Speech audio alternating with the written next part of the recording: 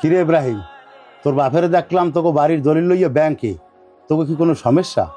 জি মহাজন, আপনি তো জানেন আমাদের অভাবের সংসার। আমি তো 3 বছর ধরে আপনার কাছে চাকরি করি, তেমন টাকা পয়সা জমাইতে পারি না। হঠাৎ করে আমার বোনটার বিয়ে ঠিক হয়েছে, আব্বাই দলিল লইয়ে ব্যাংকে গেছে যদি কিছু টাকা পয়সা ম্যানেজ করতে পারে। কিরে ইব্রাহিম, তোর বোনের বিয়ে ঠিক হয়েছে, এর মধ্যে আমি জানলাম না? তুই তো আমার কিছু কইলেই না।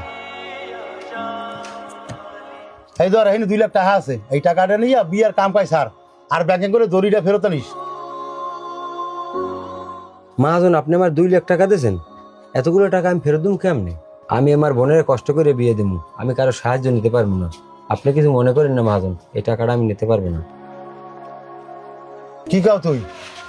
আমি তোর ধার দিতাছি না, এটা তোর টাকাই আমার কাছে জমানো ছিল। কি করেন মহাজন, আমার টাকা মানে?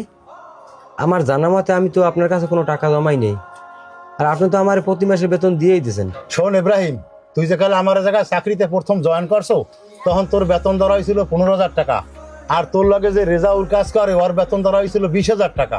তোর কাজে কামে আমি খুশি হইয়া পরে চিন্তা করলাম কি আমি তোরে ঠকাইতে আছি, তাই প্রত্যেক মাসে 5,000 টাকা করে জমাইয়া এই টাকাগুলো হইছে, সেই টাকাটাই আজকে তোরে দিস। আপনার মতো মহাজন পাওয়া ভাগ্যের ব্যাপার। আমার ভুল হয়েছে মহাজন, আপনার আমার বোনের বিয়ে দাওয়াত না দিয়ে। আমার বোন না, আপনার বোন হিসাবে আমার বোনের বিয়ে আপনি আসবেন। হইছে হইছে, তুই আমার কথা বাড়াইস না। তোরে আমি 7 দিনের ছুটি দিলাম, এখন বাড়ি যা। আমার বোনের বিয়ায় আমি আইতে আছি।